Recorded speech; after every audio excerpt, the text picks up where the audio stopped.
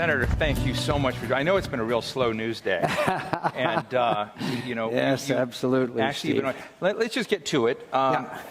Mitt Romney was on this stage. Could I just interrupt one thing? Yeah, sure. David Bradley has been a saint in helping the families of those who have fallen into the hands of ISIS, and particularly a young woman from Prescott, Arizona named Kayla Mueller. And I would just give my heartfelt thanks to David Bradley, who has done things above and beyond for the families of those who have been held hostage in foreign places. So I'd like to thank David Bradley. Thank you. I wouldn't presume to speak for our chairman, David Bradley, but I think David might say that he is as grateful to you for all the time and effort that you also put in on those issues. And I happen to know behind the scenes that you were talking with Kayla's parents over a very long period of time, along with Senator Donnelly in his case and other members of Congress who were working on the hostages. So thank you on behalf of David and our team. Thank you. Mitt Romney sat on this stage a bit earlier and said, many people may love President Obama for a variety of things, but his foreign policy has been an utter disaster. And I'd love to hear your thoughts on that. Well, we have an hour or two, I guess, together here. I think that there was a misconception on the part of the president about what America's role in the world is. It was first demonstrated, I believe, in Tehran in 2009, when after a corrupt election, the Iranian people rose up and they were chanting in English, "Obama, Obama, are you with us or are you with them?" And we did not say a word on their behalf. I can understand President Obama and many Americans' desire to sort of withdraw. There was fatigue over Afghanistan and Iraq, very understandable. We were in wars for an incredible length of time. So the weariness of the American people was clearly evident. And I think the president felt that he was reflecting that. But in my view, the fundamental failure on the part of the president was the absolute exceptionalism of American leadership. Steve, you know, there is no nation in the world. And we enjoy the benefits of being the most influential nation on earth. God knows we do. But also, there's a debit side of the ledger, and that is when we have to confront crises around the world. And I believe that the president withdrew, and certainly I can tell you from my visits with countries in the Middle East and their leaders, they believe America has withdrawn. That's why you see the Saudis now buying $7 billion worth of military equipment from Russia, from UAE, $5 billion or something like that. So they're hedging their bets in the region because the perception that America is vacated its role. And could I also add, my friends, this latest thing, we're going to talk more about it, but this is the first time since 1973, when Anwar Sadat threw the Russians out of Egypt, that you are seeing Russia playing a major influential role in the Middle East. And so we could go on, but I believe that it was not a belief in American exceptionalism. I want to talk about Russia and what is unfolding today. I want to ask you one other question before we go there, which is it really completely fair to hang this on the president? When you were running for president of the United States, many people around the world saw a United States that was showing limits everywhere, seemed overextended in the Middle East, seemed overextended financially, that rather than being the nation that had no limits and boundaries, the world became convinced that we weren't able to do all the things that we're doing. The biggest consequences, you saw a change in the behavior of allies who said, well, America wasn't. That was before President Obama came in. And I'm wondering if you think there's been you may have criticisms of President Obama, but is it fair not to look at what happened before? Well, first of all, could I say I have an old line that after I lost, I slept like a baby. Sleep 2 hours, wake up and cry. Sleep 2 hours, wake up and cry. Anyway, I disagree in one area, and that's Iraq. Because in 2007, my presidential campaign was dead. And I said at that time, I would rather lose a war. lose a campaign than lose a war. And we went on this no surrender tour the fall of 2007. One of the seminal moments in the history of the Senate, David Petraeus and Ryan Crocker testified before the Senate Armed Services Committee and convinced enough of my colleagues that the surge would work. And by 2008, the surge had worked. So we weren't losing everywhere. In fact, we were winning at great cost, as you know, of American blood and treasure in places like Fallujah and Ramadi that are now under ISIS. So I would disagree with that, but I would agree that we were in the middle of a financial crisis that, you could only compare to almost to the Great Depression. I mean, it was that severe. And so Americans wanted to turn away, and your point is well made that they had so much trouble internally with a financial collapse that they probably thought, hey, wait a minute, we haven't got the time, energy, or the funds to keep up our efforts in Iraq and Afghanistan. And by the way, I would also argue at that point, Afghanistan was largely under control too. So Russia today, Syria, bombing has broken out. Russia declared it was bombing ISIS targets. Of course, many people looking at a map. Jeff Goldberg said everything Russia bombs will now be called an ISIS target, but you came out and disputed what those targets were. Well, one of the enclaves is around Homs, and everybody knows that that is Free Syrian Army and a very vital area in that part of Syria. And that was about the first target. My friends, it's amazing when you think about it, because if Putin had wanted to deceive us, he might have bombed some other targets first. First day of bombing, after the military attaché in Baghdad informed us an hour before the bombing started. And now that you've seen the pictures, and apparently a number of people were killed, including 7 children, in this bombing attack by Russia. I mean, it's a blatant, in-your-face move. And then, of course, they just as he said, there are no Russian troops in Crimea. They're saying, no, we were only attacking ISIS.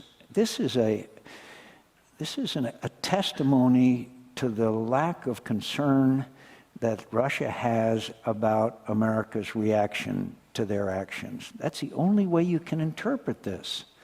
And there are plenty of ISIS targets, but they picked the one place where a Free Syrian Army enclave was, and a pretty successful one that's been doing rather well in the fight against Bashar Assad.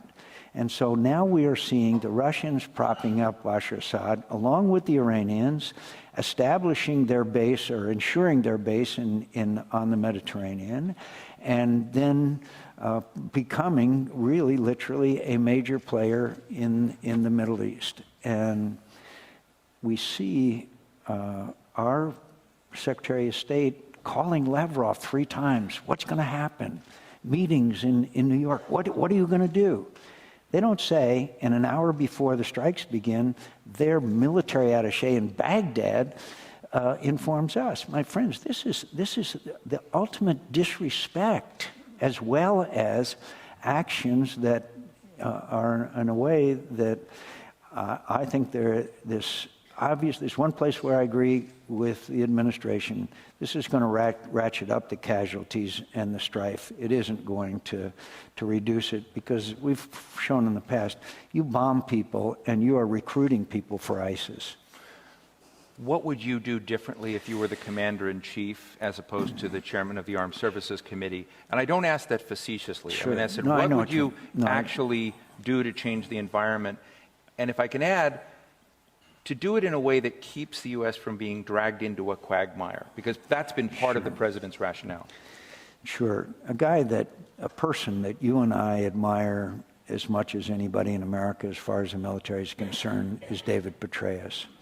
He and Jack Keane and Kagan and a couple others were the architects of the surge, as we all know. But more importantly, David Petraeus is probably the most important combination I've ever seen of leadership, inspirational leadership, and intellect.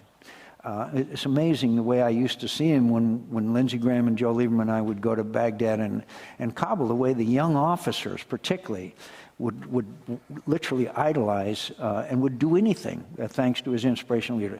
He testified before our committee. He laid out a plan before our committee, and it basically consisted of stop the barrel bombing, establish a buffer zone, arm the Free Syrian Army, more boots on the ground in the form of, I'm not talking about tens of thousands now, but in the form of forward air controllers, some special operations people, that kind of specialized areas that we don't have today. I think that David Petraeus laid out, and I'll be glad to send anybody in this room the text of his particularly opening statement where he laid out that, which I believe could be a winning strategy. So it's there if we want to do it. And as you know, he and then Secretary of State Clinton and Secretary of State Panetta 3 years ago basically argued for the arming and training of the Free Syrian Army, and the president turned it down. You were a candidate for president from your party. We have to talk about it? Yeah, and no, but I mean, you were, as you said, your campaign was dead in 2007. You brought it back 2008. It was important. And when you look at the field of candidates from your party today, who do you think has a sophisticated understanding, even a general understanding of the issues you just shared? I think that a lot of them do. I also name a couple. Okay, I would. Well, my favorite, of course, and who I will stay with until no matter what happens, is Lindsey Graham, because he is my dearest and beloved friend. Petraeus named us the three amigos, Lieberman and Lindsey Graham and I. I think somebody figured out between Baghdad and Kabul, we went like 35 times. Wow. And to be every fourth. I thought it was more like Walter Matthau and Jack Lemmon. Sort of. every 4th of July, most Christmases, we were over there. And when I would go home, Lindsey Graham would serve his active duty there. David Petraeus described him as the most knowledgeable on the detainee issue. Lindsey Graham is an Air Force Reserve lawyer, colonel. So obviously I think Lindsey understands the best. Some of the others, like John Kasich, for example, and maybe Chris Christie, and some of the others, you don't have to be a total expert. And the best example I can give you is Ronald Reagan. When Ronald Reagan, as you know, Steve, came to the presidency, he'd been governor of the state of California and a movie actor. But he had, one, the right instincts, and two, surrounded himself with the best and brightest that he could find in this country. Donald Trump says he's going to surround himself with the best and brightest. I'm glad to hear that. Yeah.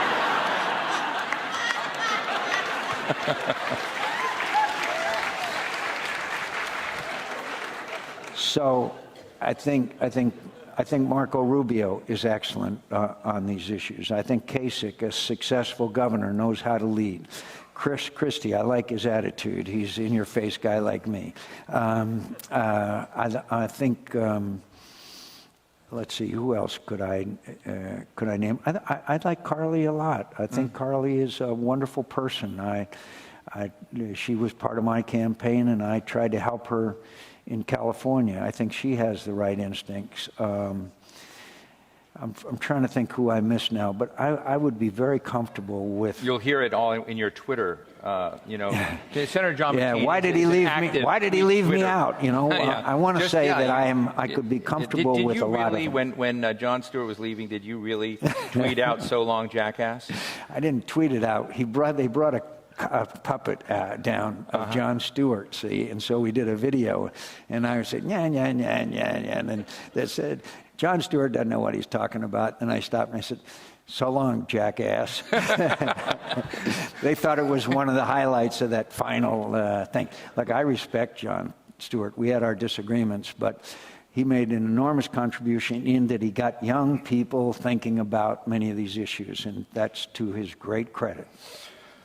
You said today, so I hope that the American people understand how serious this is and that this rogue dictator named Vladimir Putin, who's a thug and a bully, can only understand a steadfast and strong American policy that brings American strength back. We're still the strongest nation in the world. Now it's time for us to act like it. This is a very bold statement. You know, Russia is a member of the P5, just cooperative with the Iran deal, which I know that you think it was a bad deal. But it's a different world that you're looking at in terms of, you know, potentially returning back to kind of a hard-edged rivalry that some people typify as a Cold War. Are you advocating that kind of posture again? I don't think that it's a return to the Cold War. We can't forget that the Cold War was a situation where two nuclear-armed nations were literally, and we found out in the Cuban Missile Crisis, very close to a nuclear exchange. I don't see that scenario. But what I do see is Vladimir Putin, an old KGB agent, and that's what he is. By the way, you know, my dear friends, I was sanctioned by Vladimir Putin. I couldn't go to Siberia again last August, so, but... Ben Rhodes was sanctioned too. He was on stage this morning. Was he? Yeah, he was proud of being sanctioned. You know, does the guy get it, that this is the best thing that could happen to me in Arizona? Thank you, Vlad, you know. Anyway, so what I think we are in is a period of great tension as it appears, but not true, that America is in decline and Vladimir Putin's ambition, which he stated openly. I mean, friends, these are no secrets. He said the worst event of the 20th century was the breakup of the then Soviet Union, as you know. He wants to restore the Russian Empire, of which he views Ukraine as a fundamental part, the Baltics, etc. And the interesting thing about this new adventure, it's the first time out of the near abroad that he was expanding into. Very interesting. So what I think Vladimir Putin is, he is a thug and a bully, and bullies understand when they can get away with being a bully. And so when we see this military, this is a good example, we see this military buildup of these airplanes. By the way, some of them are fighters that fight against other aircraft. ISIS has no aircraft. But anyway, while this buildup is going on, what happens? John Kerry calls 3 times to Lavrov and says, hey, what's going on? Is that the way we act when we see these kinds of things unfolding? Did you call John Kerry and say, what's going on? No. Yeah. But no, and you know, it's kind of sad because he and I have been acquaintances and indeed friends for many, many years, but I just can't countenance this trying to be good pals with Lavrov. I don't get that. There's an old, talk about KGB, he's no one KGB, he's an old Soviet apparatchik. But so we are seeing a nation that is being perceived as withdrawing and somewhat weak. Now, my friends, very quickly, you see Ukraine continue to be Pac-Man type small bites by the Russians. The Chinese, of course, as we know, have in the last year have filled in 1,000 acres of land and built 3 runways in gross violation of international law. South China Sea. In the South China Sea. Obviously, the hacking, we had a hearing yesterday, as many of you know, on cyber. We still don't have a policy in face of this threat, whether we try to thwart an attack, what we do in the case of an attack, and whether we respond in case of attack. So give us your zinger. Still haven't been decided. Give us your zinger on cyber in the little time we have, because I want to hear what you think our strategy on cyber should be. That whenever there's an attack and we can identify where it's from, like for example with Chinese, we've identified, as you know, the building in Beijing where the PLA hangs out, that we will do everything we can to preempt it. We will respond in kind, but also it will trigger sanctions on people or organizations or even countries in some case. My friends, the greatest industrial thefts in history have taken place in the last 10 to 15 years with cyber hacking. General Dempsey said, in a case of potential confrontation, we're ahead of all of our potential adversaries in one area except one, cyber. So we've got one hell of a lot of work to do to get this issue under control. I hope that the Chinese leader is going to do as he said, that we're going to have a ceasefire, et cetera, and I also hope that pigs fly. Can you imagine a point at which cyber attacks or a cyber incident would or should lead to a military response? Well, there's the doomsday scenario, as you know, of one of these nations, and the Russians are ahead of everybody else to shut down satellites. That would clearly be an act of war. I mean, I don't think you could describe it any other way. So you'd have to gauge the intensity of an act, but sanctions seem to be effective in this day and age because the world's economy is so inextricably tied that sanctions are an effective tool, as we have found out. Senator, just as we wrap up, this has been a great discussion, but yeah, I would like to keep going. I would have liked to have heard some insults from the audience. Is there any aspect of your job that's fun right now?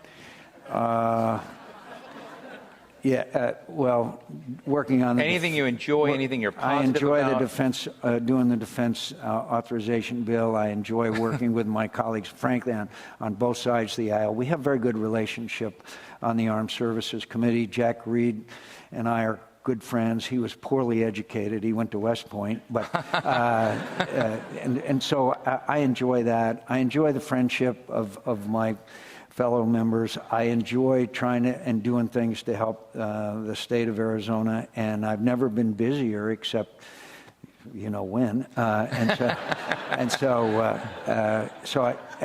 And look, I really want to end up with this very quickly, and I know we're running out of time. The future of America is bright. We are now energy independent. Some of old geezers in here remember when we used to wait in gas lines for hours because OPEC had their hand on the supply line. Now it's never going to happen. We're energy independent, and someday we'll be exporting energy to Eastern Europe to free them from their dependence on Russia. Second of all, manufacturing jobs have dramatically improved. If you go to one of these assembly lines, my friends, it's an incredible experience. Third of all, if I could just mention it, there is this device, my friends. This is incredible. This is changing the world for better and for worse. This is changing the world. It may be made in China, but it was invented here. I was at a thing out at Aspen where they had Elizabeth Holmes and the guy from Snapchat and the guy from Instagram. I mean, these young people are amazing. I went out to Venice, California, where I don't usually hang out. I was invited there, and a guy met me. Muscle Beach. Guy met me at the door. Guy met me at the door, 25 years old, wearing jeans and a T-shirt. Hi, I'm the CEO of Snapchat. $4 billion company, Snapchat. Anybody here use Snapchat? I sure as hell don't. Anyway, so I'm optimistic about America. We have a bright future. We're still the greatest and best nation on earth. Ladies and gentlemen, Senator John McCain. Thank you.